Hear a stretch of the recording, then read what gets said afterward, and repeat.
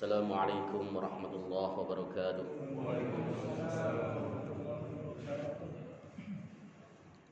Alhamdulillahi rabbil alamin wal aqibatu lil muttaqin wala udwana illa 'alal zalimin. Asyhadu an la ilaha illallah wahidul halim wa asyhadu anna sayyidina Muhammadan 'abduhu wa rasuluhul karim. Allahumma fassalli wa sallim wa barik ala sayyidina Muhammadin wa ala alihi wa sahbihi wa man tabi'ahu ila yaumiddin. Amma ba'du fa ibadallah, usikum nafsi wa iyaya bi taqwallah faqad fazal muttaqun. Qala Allah ta'ala fi kitabihil karim wa huwa asdaqul qailin. يا أيها الذين آمنوا اتقوا الله حق تقاته ولا تموتن إلا وأنتم مسلمون.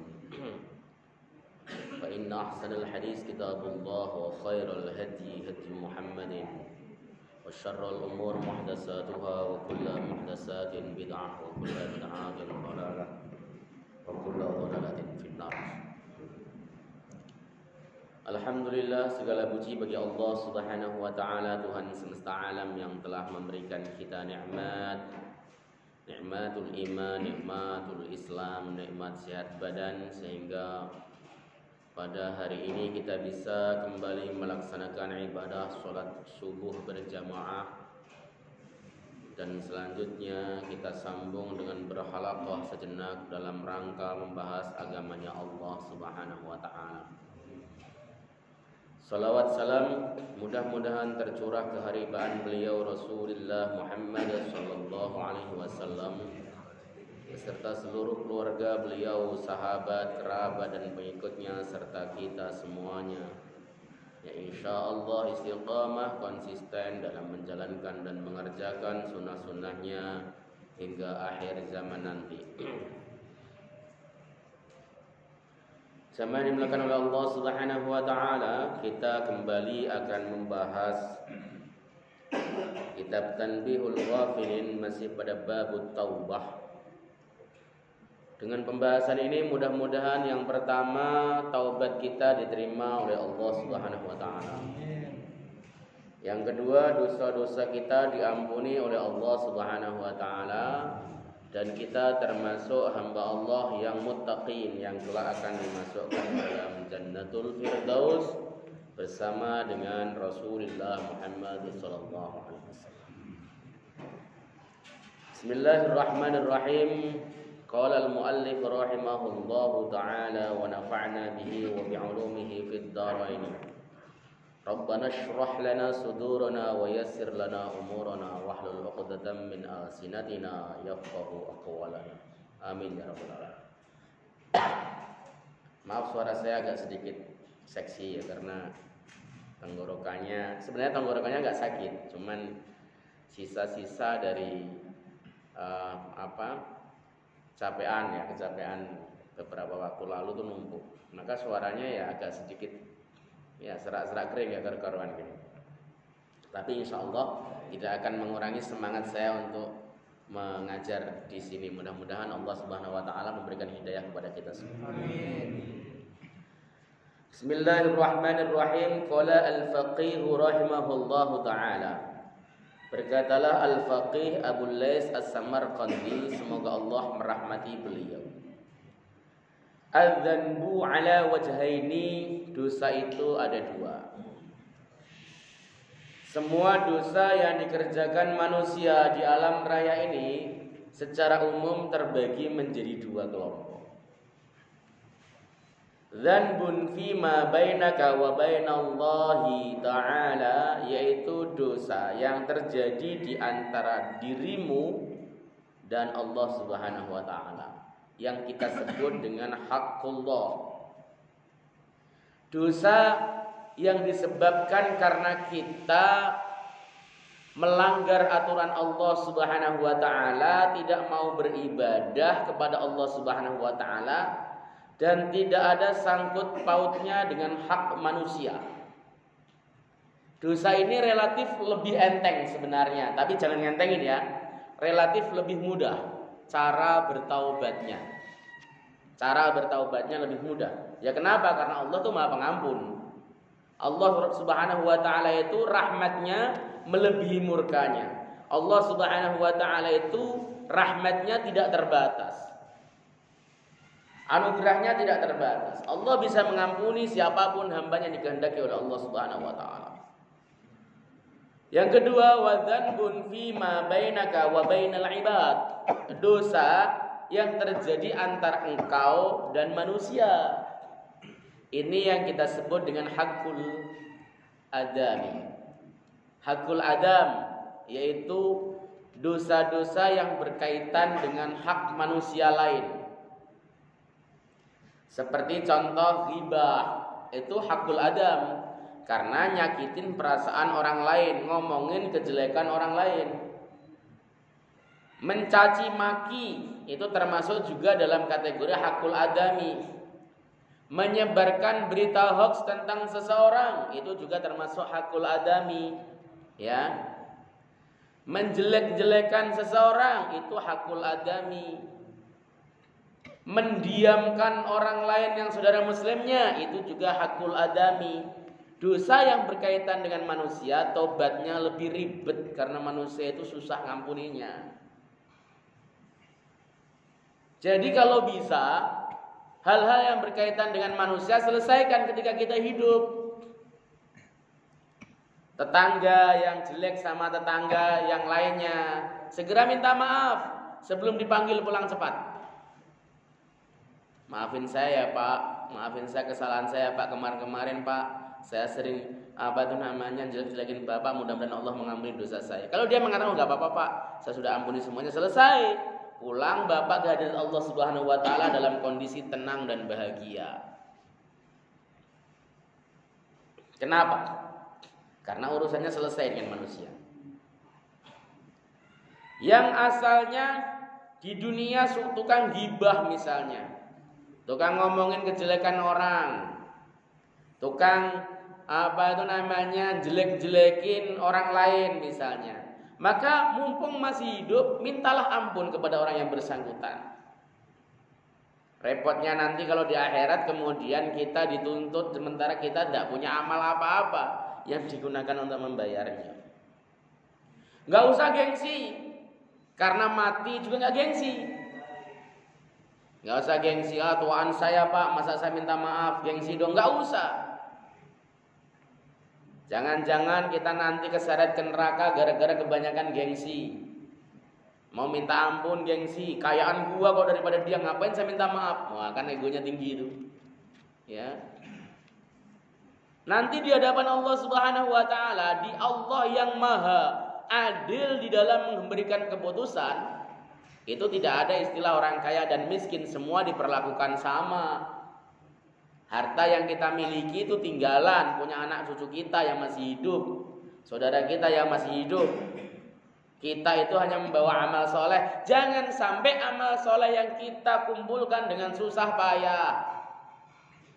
Amal soleh haji yang sudah 5 kali misalnya, umroh yang setiap tahun misalnya, sedekah jariyah ke masjid misalnya, dan lain sebagainya, itu kita setorkan dengan cuma-cuma kepada orang yang kita ghibahin.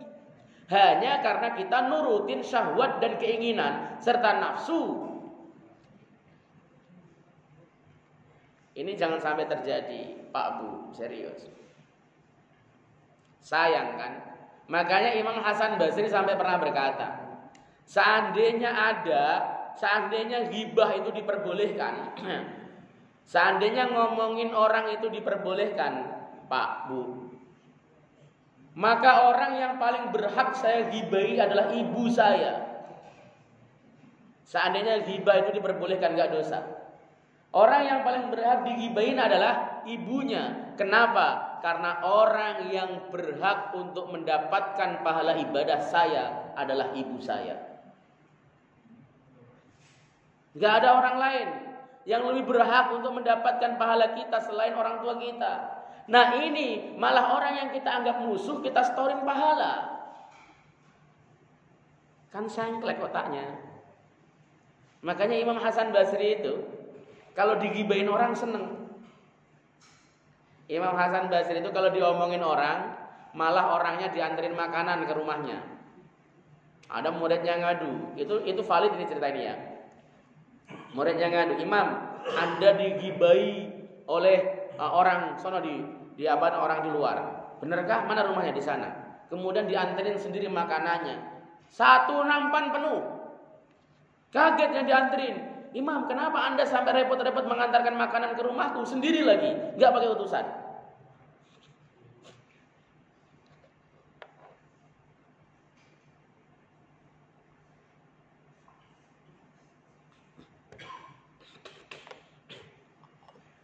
Jawab sang Imam Hasan Basri bagaimana?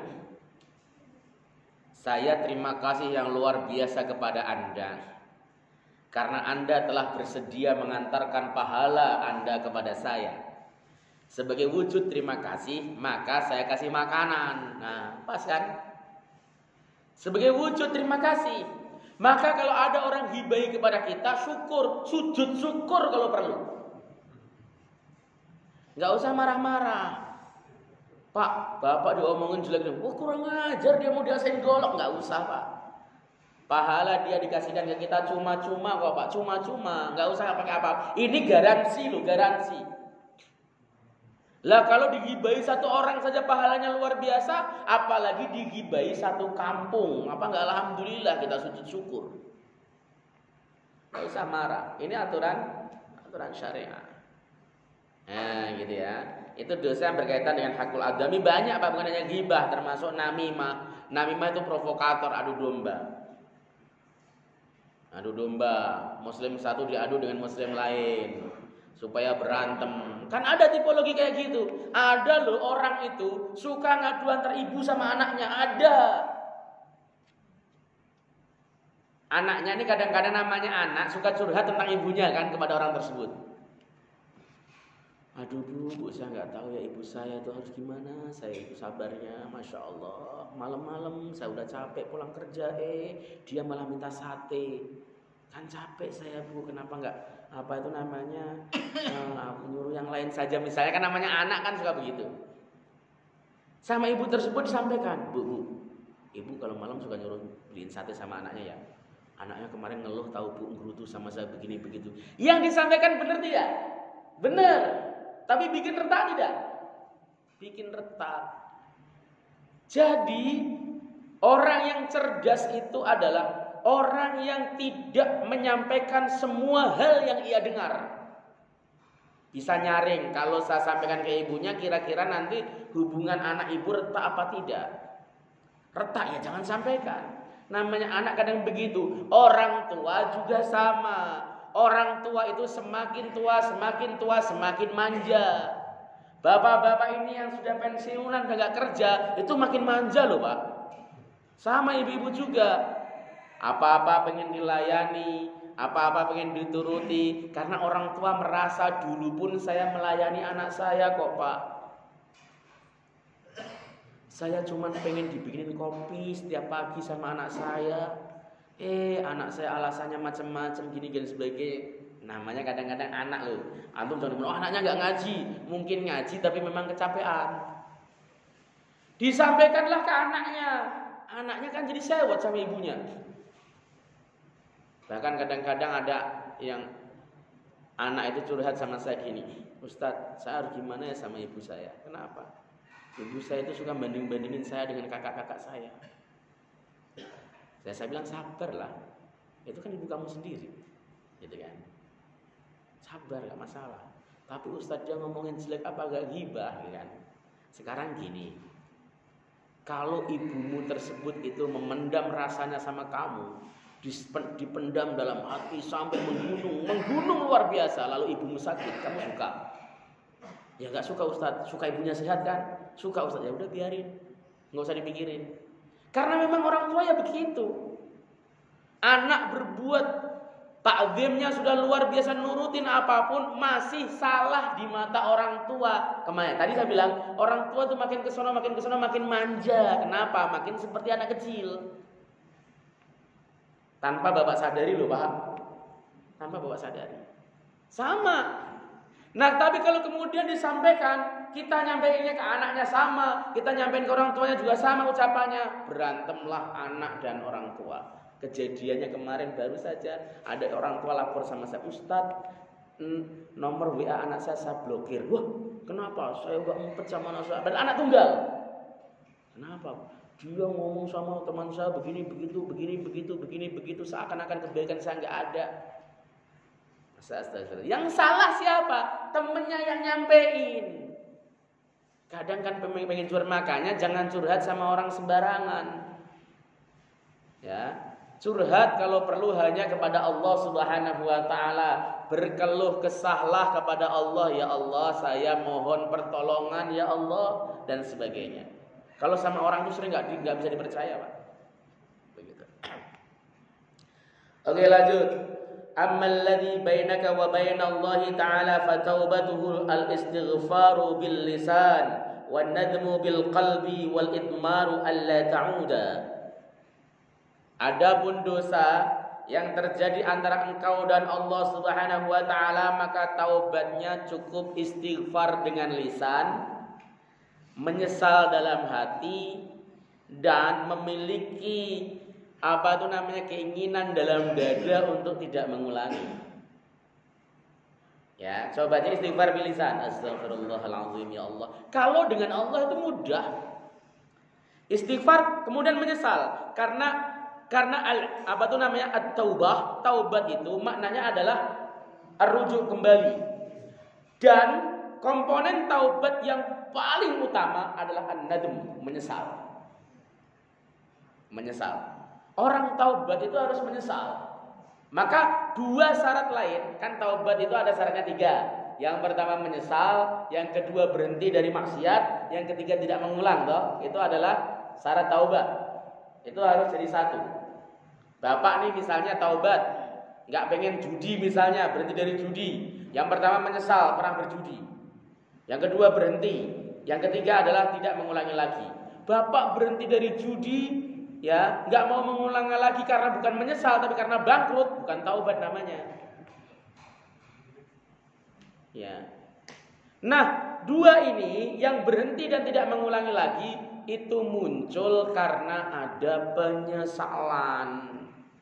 Menyesal ya Allah, gara-gara judi saya begini ya Allah, saya menyesal ya Allah. Otomatis dia pengen berhenti. Berhenti lah, besok gak mau judi lagi. Yang ketiga pasti dia tidak pengen mengulangi lagi karena menyesal. Kalau ada orang ngaku menyesal tapi besok ngulangi lagi, namanya tobat sambel. Makanya Nabi Shallallahu Alaihi Wasallam kan mengatakan al-mustaghfiru bil lisani, al-musirru ala dzanbi kal mustahzi'i bi rabbihi. Orang yang membaca istighfar dengan lisannya tapi dia mengekalkan dosanya, maka dia seperti menertawakan Tuhannya. Astagfirullahaladzim ya Allah, astagfirullah, ampuni hamba ya Allah. Besok ulang lagi. Astagfirullahaladzim ya Allah, besok ulang lagi. Itu yang ledek namanya. Coba bapak jadi guru misalnya, atau jadi orang tua, ya anaknya nyolong duit. Bu, saya nyesel bu, masih nyesel banget, saya nggak akan ngulangi lagi bu. Besok nyolong lagi, nyolong dia minta ampun lagi, nyolong lagi, itu kan ledek namanya. Lah terus kemarin kamu nyesel itu apa artinya? Nah, tapi kalau kemudian istighfarnya lahir dari hati, orang muttaqin, orang yang bertakwa itu bukan orang yang nggak punya dosa loh Pak. Bukan orang yang nggak punya salah loh Bu. Orang punya salah itu wajar, manusiawi. Nggak ada manusia di dunia ini yang tidak punya salah. Semuanya punya. Kalau kita beribadah kepada Allah, berdoa kepada Allah, meminta kepada Allah, nunggu kita nggak punya salah, maka kita tidak akan pernah beribadah kepada Allah Subhanahu wa taala. Karena kita selalu punya salah. Tapi sebaik-baiknya orang yang bersalah adalah dia yang bertaubat. Alladzina idza fa'alu fahishatan aw zalamu anfusahum dzakarullaha wastaghfaru lidzunubihim.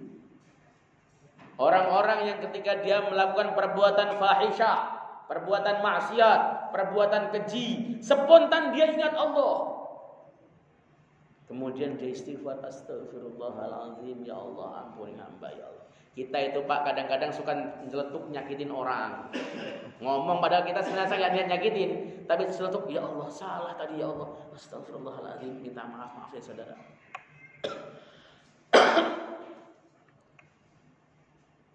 Atau kadang-kadang kita suudzon sama Allah Subhanahu wa taala. Saat bisnisnya gagal, keluarganya sakit, itu kan penderitaan yang bertubi-tubi toh. Bisnis gagal, keluarga sakit dan sebagainya itu merupakan ujian yang berat itu. Suudzon sama Allah, ya Allah, saya itu salah apa sih ya Allah? Tapi dia sadar, ya Allah ini kan salah, nggak boleh saya lakukan ya Allah. Maka itu dosanya diampuni sama Allah Subhanahu wa taala.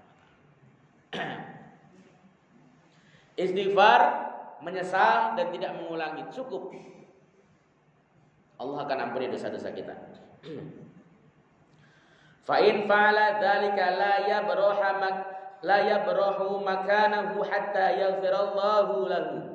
Apabila dia melakukan hal itu, dia melakukan perbuatan dosa, langsung istighfar dengan lisannya, kemudian menyesal dalam hatinya, berniat tidak mengulangnya lagi, maka Allah akan mengampuni dosanya sebelum dia pergi dari tempatnya. Sebelum pergi dari tempatnya. Makanya kenapa sih kita kalau bermajelis suka suruh baca kafaratul majelis? Supaya perkataan-perkataan kita yang sia-sia pada saat bermajelis ini, kan ngaji yang saya kemukakan ini enggak 100% benar, Pak.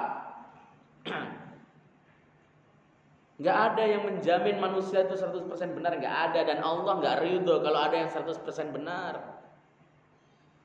Al-Imam Asy-Syafi'i itu pernah mengatakan, ini mungkin juga bisa kita jadikan pegangan kita. Beliau mengatakan, Allah itu tidak akan ridho jika ada kitab 100% benar selain Al-Quran. Kalam manusia itu pasti banyak salah, tergelincir. Ngaji yang pakai kitab saja sering tergelincir, apalagi yang nggak pakai kitab, gitu loh. Orang yang ngaji cuma modal suara saja, modal ngomong ceramah lepas itu rawan tergelincir. Kenapa? Karena nggak pakai kitab. Yang pakai kitab saja sering tergelincir kok, yang pakai acuan. Makanya ketika selesai ngaji disuruh baca kafaratul majlis. Tujuannya apa? Supaya kalau saat bermajlis ini kita ada dosa, salah, ada ghibah, ngomongin ulama, suudzon sama ulama, nggak sopan sama ulama. Selingnya kita nggak sopan sama ulama. Misalnya ngomong bahwa wah ini hadis ini palsu, ini ulama ini gimana sih nulis hadis palsu di kitabnya, ini apa nggak ngerti hadis, misalnya itu kena nggak sopan sama ulama. Misalnya. Tapi biasanya kita memang agak sedikit kurang adab sama ulama. Misalnya kita kan selesainya baca gimana kafaratul majlis Pak, gimana? Subhanakallahumma wa bihamdika asyhadu an la ilaha illa anta astaghfiruka wa atubu ilaik. Komplit dibaca. Diampuni dosa kita. Ketika kita kemudian pindah ke majelis yang lain diampuni. Makanya pada saat kita bermajelis, bukan majelis taklim sekalipun, majelis ngopi sekalipun, sunnah untuk baca kafaratul majelis. Jadi jangan hanya cuma taklim doang, yang banyak dosanya itu majelis kopi malah Pak. Ya. Kalau majelis taklim disunahkan untuk membaca doa kafaratul majlis, majelis kopi apalagi, majelis arisan apalagi. Makanya selesainya pemimpin arisan, Bapak-bapak sekalian, sebelum kita pulang mari kita tutup dengan doa kafaratul majlis. Nah, gitu caranya. Karena sering kita bermajlis sia-sia. Yang kita obrolkan enggak benar dan sebagainya.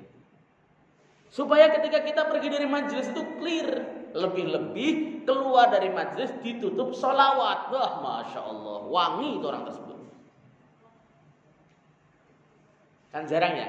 Kecuali kalau ngambil berkat, Allahumma sholli ala Muhammad, Allahumma sholli ala Nabi, Allahumma sholli alaihi. Angkat berkatnya pulang, nah baru gitu. Itu sebenarnya kode untuk bubar rasanya tuh. Tapi bagus loh. Udah dibiasakan kan? Ya, pada pulang sendiri-sendiri, berundul-berundul gitu. Biasanya kalau ada yang ngapain? Allahumma sholli ala Muhammad, Allahumma sholli wa sallim wa barik alaihi, kan keren berubah. Ini ada kitabnya namanya Bustanul Wa'idhin, karangan Ibnul Jauzi. Ibnul Jauzi itu bukan Ibnul Qayyim. tapi Al-Imam Abdurrahman ya Ibnul Jauzi. Beliau mengatakan, mengutip sabda Nabi ya, majelis yang ditutup dengan bacaan sholawat itu majelisnya wangi, sementara majelis yang tidak ditutup dengan bacaan sholawat atau tidak dibacakan sholawat, maka majelis tersebut bau bangkai. Kalau ngaji pasti baca sholawat minimal di awal, insya Allah wangi meskipun tidak ditutup. Lah kalau ngopi, sholawatnya kapan? Habis ngopi kan? Sallu ala Nabi, Allahumma salli wa sallim wa barik alaihi misalnya, kan keren tuh ngopi yang sunnah. Nah, gitu. Gimana Pak? Mau ngamalin nggak kira-kira? Karena kita terlalu pede kadang-kadang Pak. Terlalu pede itu apa? Majelis saya ini nggak ada dosanya, padahal dosanya banyak sekali. Gibain orang, ya, ngomongin kejelekan orang. Ini sekarang paling rame tuh gibain presiden sekarang ini, karena BBM naik. Ya, ya alhamdulillah BBM naik. Kalau saya sih begitu, selama masih kebeli ya saya sih biasa aja. Nah, tapi kalau mau protes ya nggak apa-apa sih, asal jangan jelek-jelekin aja. Protes aja yang bagus. Oke. Kalau enggak gibain Pak RT. Saya nggak suka sama Pak RT. Kenapa sih? Minta stempel aja 20.000, apaan itu? Misalnya, ya kalau ada RT maaf ya. Pak RW enggak biasanya Pak. Ya begitu. Digibahin nggak masalah. Pak RT nggak masalah digibahin. Wah dosa saya habis. Loh tapi yang kita ngomong keburukannya. Lah ghibah itu ngomongin keburukan. Kalau ngomongin kebaikan bukan namanya ghibah Pak. Gitu. Itu ingat-ingat. Ya. Masya Allah. Dosa kita ternyata banyak. Maka usahakan setiap ada event-event kita kumpul banyak orang, walaupun berdua ngobrol, tutup dengan kafaratul majlis, baca sholawat. Ya, orang-orang tuh ngira baca mukadimah seperti alhamdulillah sampai akhirih itu ngira kalau hanya untuk pengajian. Tidak, setiap bapak mau ngomong untuk rapat sekalipun itu sunnah baca gitu. Usul Pak, ya silahkan. Bismillahirrahmanirrahim. Alhamdulillahirabbil alamin wassalatu wassalamu ala Rasulillah Muhammadin wa ala alihi washabihi wa man tabi'ahu wa wala ma ba'du. Wah, kan keren tuh. Ya, bapak sama usul begini. Itu seperti itu sunnah. Karena Rasulullah ketika mau mulai khitab begitu. Wah kelamaan Ustaz. Ya kan tadi singkat. Nahmadullah subhanahu wa ta'ala. Wa nusalli wa nusallimu ala nabiyyina Muhammadin sallallahu alaihi wasallam. Kan cepet, yang cepet-cepet aja lah. Gak usah kemudian innal hamdalillah. Lah mau khutbah Pak. Ya, gak usah panjang-panjang. Yang penting baca alhamdulillah, baca salawat kepada Rasulullah Muhammad sallallahu alaihi wasallam. Berkah majelisnya berkah. Ya, jadi ingat-ingat itu Pak. Supaya kita diampuni dosanya oleh Allah Subhanahu wa taala. Pokoknya selagi kita menyadari ya Allah majelis ini mudah-mudahan kalau ada dosa mudah-mudahan diampuni oleh Allah. Sebelum kita pindah dari tempat duduk kita sudah diampuni oleh Allah Subhanahu wa taala. Seperti itu. Allah tuh gampang sekali ngampuni dosa kok aslinya kok. Apalagi kalau kemudian pulang salaman. Bapak kalau pulang salaman enggak? Udah ketemu enggak salaman, datangnya beda-beda, pulang enggak salaman. Nih, gara-gara anti salaman.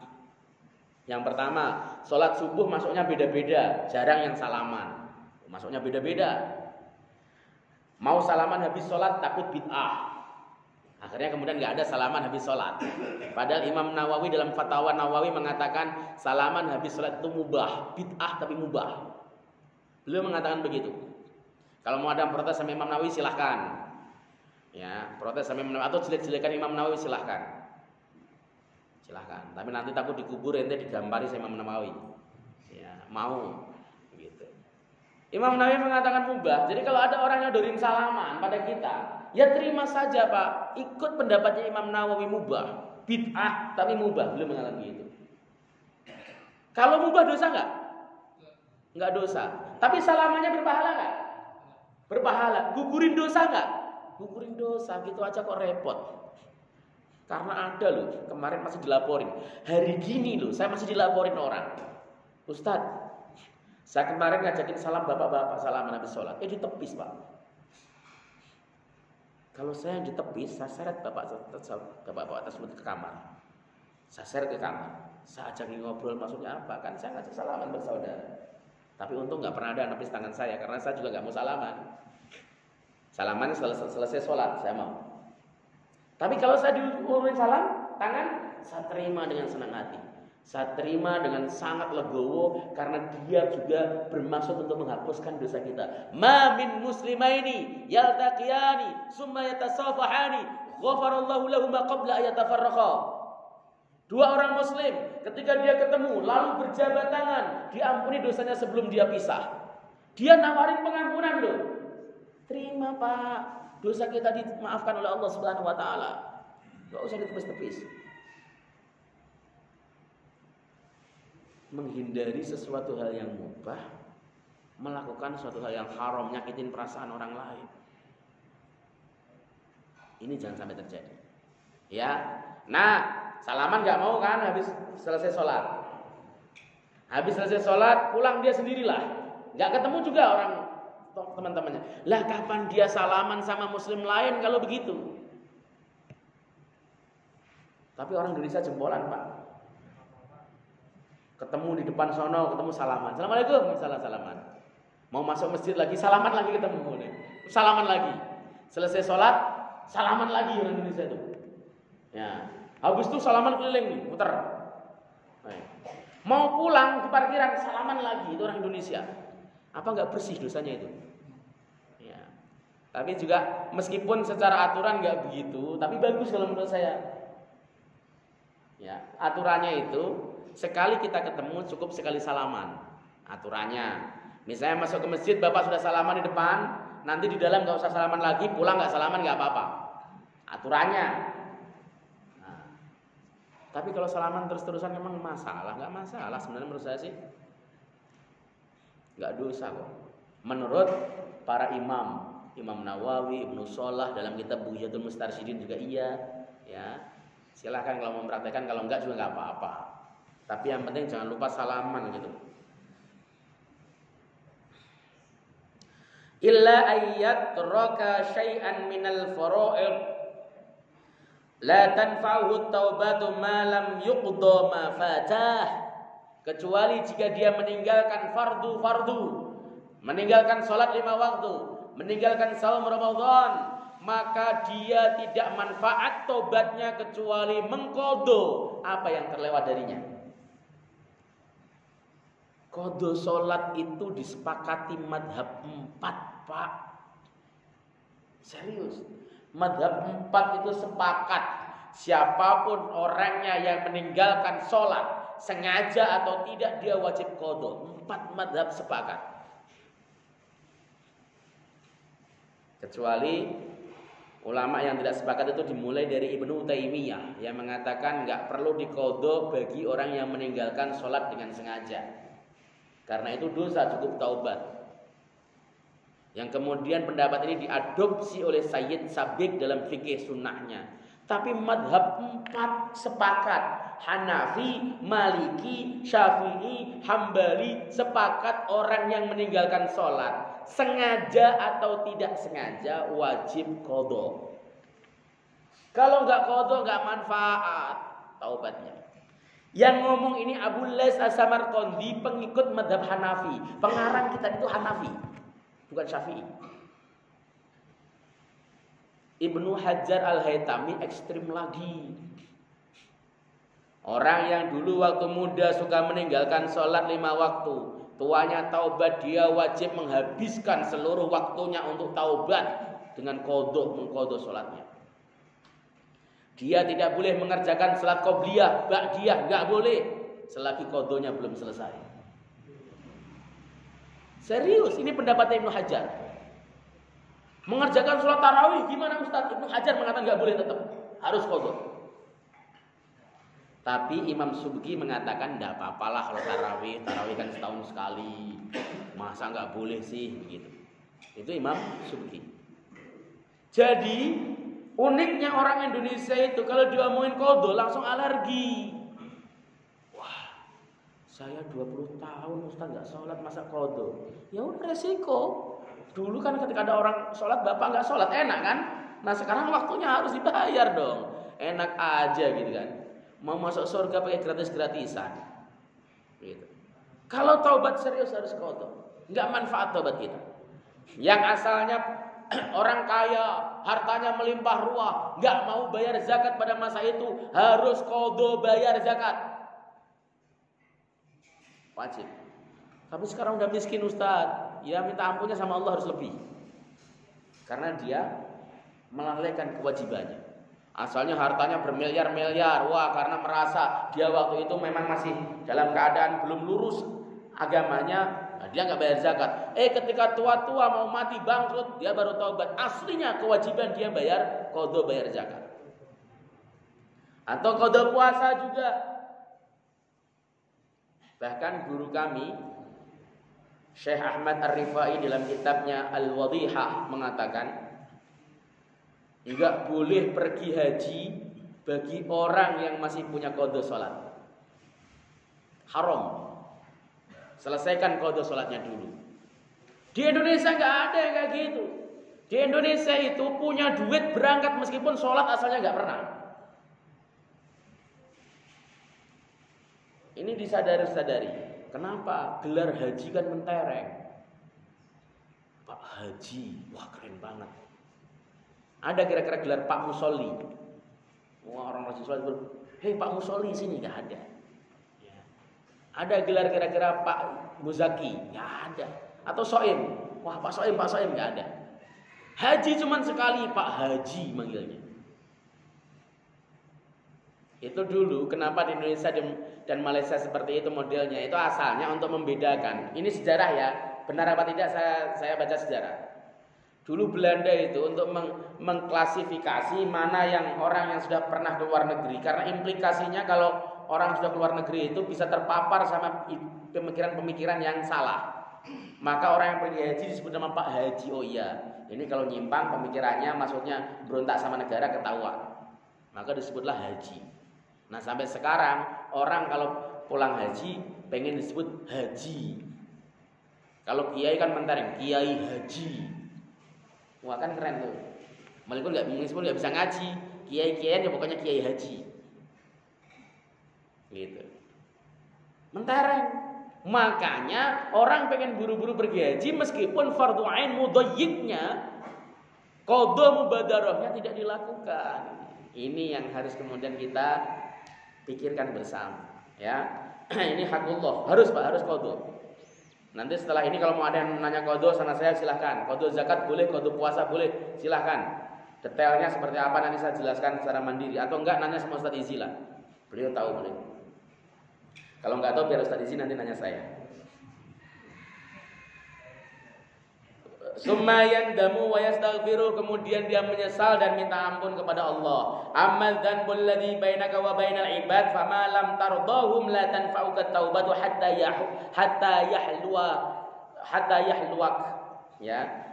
Adapun dosa yang terjadi antara engkau dan hamba dengan manusia, maka ya, jika kamu tidak minta ridho kepada orang tersebut, selagi kamu tidak minta ridho kepada orang tersebut, maka tidak manfaat taubatmu.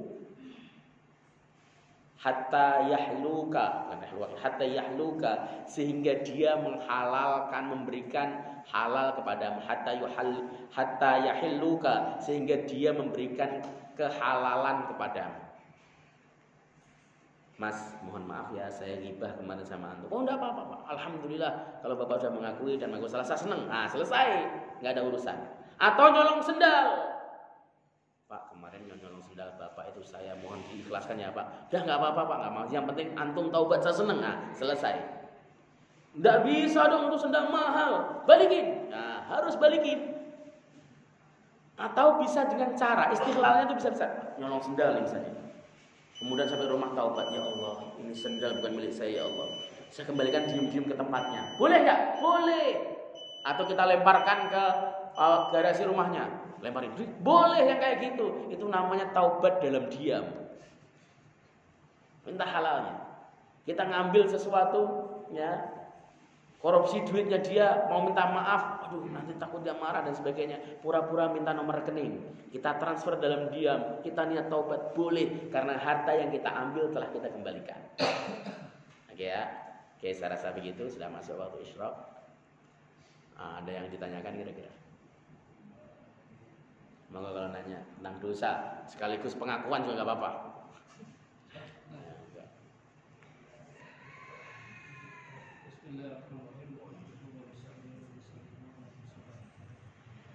Mengenai tentang qadha tadi, sholat yang wajib qadha. Misalnya dalam perjalanan hidup dia pernah sibuk di waktu zuhur dan asar. Jadi kalau subuh, maghrib, isya dia sering melaksanakan.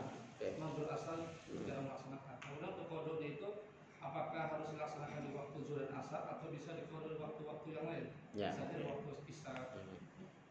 Qadha itu melaksanakan sholat di luar waktu dia, waktu sholat tersebut. Di luar waktu dia ya kapan saja, karena dia sudah kelewat waktunya, dia sudah nggak punya waktu.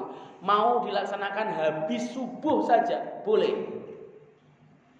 Kan waktu haram Ustaz, waktu haram untuk sunnah, sholat sunnah yang nggak ada sebab. Kalau untuk qadha clear, silahkan laksanakan qadha. Habis subuh kok sholat 4 rakaat, qadha zuhur nih pasti. Nah gitu. Enggak apa-apa, enggak usah dicemooh. Kalau ada orang qadha dan enggak perlu malu. Waktu kita maksiat kepada Allah kita enggak malu kok. Mau qadha kok malu-malu. Ya. Oh, Ustaz takut dibilang qadha. Ini biarin saja kan, waktu kita maksiat juga enggak malu sama Allah Subhanahu wa taala. Terang-terangan malah. Lah kita pengen taubat ya biar orang tahu bahwa kita sudah taubat.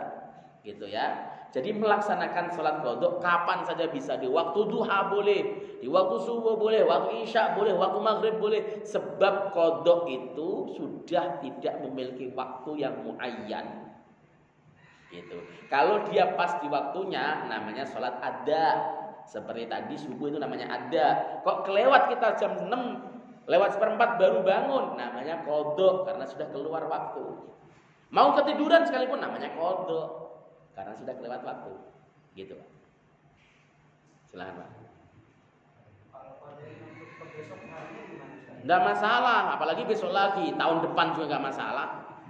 Kalau misalnya kita ketinggalan untuk misalnya qobliyah subuh, terusnya habis sholat subuh, boleh.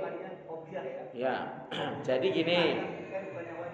Orang yang biasa rutin melakukan qobliyah subuh dan dia ketinggalan, dianjurkan mengqadhanya setelah sholat subuh.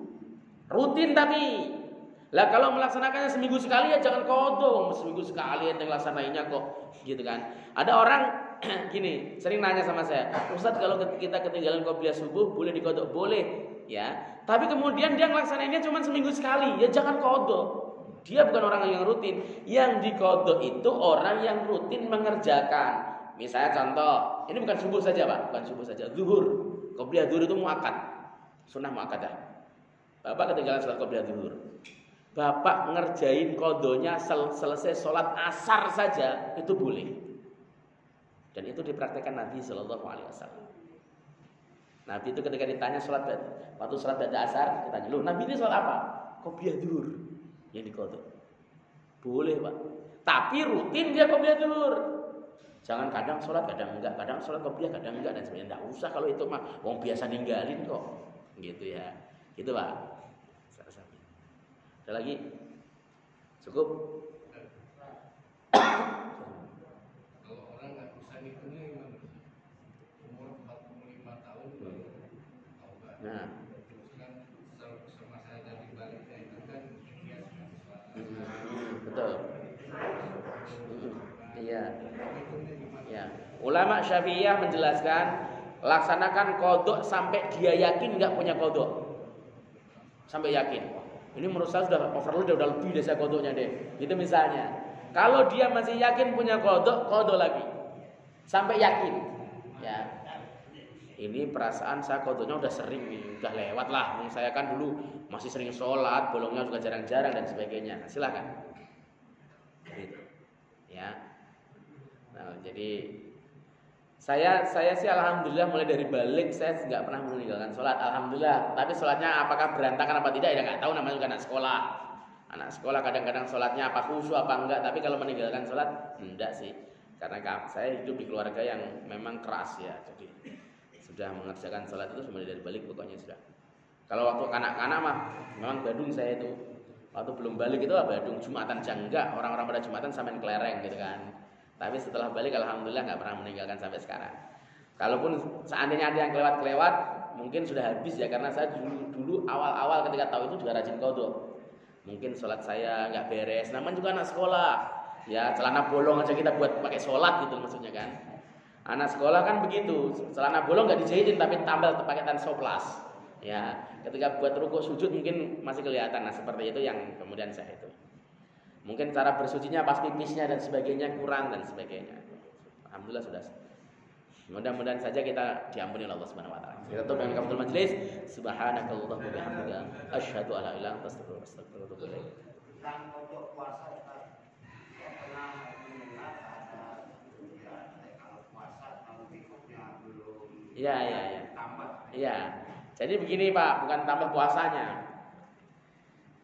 Seandainya ini Bapak ya contoh Bapak punya qadha puasa. Puasa kemarin qadha. Lupa nggak diqadha, ya karena mungkin kesibukan lupa. Masuk puasa berikutnya, qadhanya 5 hari. Maka setelah puasa besok, Bapak wajib qadha 5 hari saja, tapi plus bayar fidyah. Lah kenapa bayar fidyah? Fidyah ini hukumannya. Kenapa lo telat? Telat lagi 1 tahun, bayar fidyahnya 2 kali. Ya, hukumannya 2 kali dong, telat 2 kali kok. Ibarat orang bayar pajak telat 2 tahun. Ya. Puasanya cukup 5, fidyahnya 2 kali per hari. Kalau kali 5 berarti 10. Telat lagi 3 tahun, fidyahnya 3, puasanya 5. Begitu Pak. Kalikan tahunnya yang ditinggalkan, yang dilewati. Kalau sampai 10 tahun, 1 hari 10 mud. Kok 10 mud? Satu fidyah berapa? 1 mud bener ya? Hah? 1 mud. Ya, likul yaumin mudun. 1 mud berarti 10 mud 1 hari. Ya, rasain lah. Salahnya sendiri nih. Sama ibu juga. Ibu kalau kemudian asalnya menyusui misalnya, kok lewat terus gak diqadha, ya maka dia wajib bayar fidyahnya. Kalau qadhanya sama. Begitu. Saya rasa begitu, Pak. Mudah-mudahan manfaat. Ya. Karena ini kita tutup lagi dengan kafaratul majlis ya, karena belum kompak tadi. Kita tutup dengan kafaratul majlis. Subhanakallahumma wa bihamdika asyhadu an la ilaha illa anta astaghfiruka wa atubu ilaik. Assalamualaikum warahmatullahi wabarakatuh.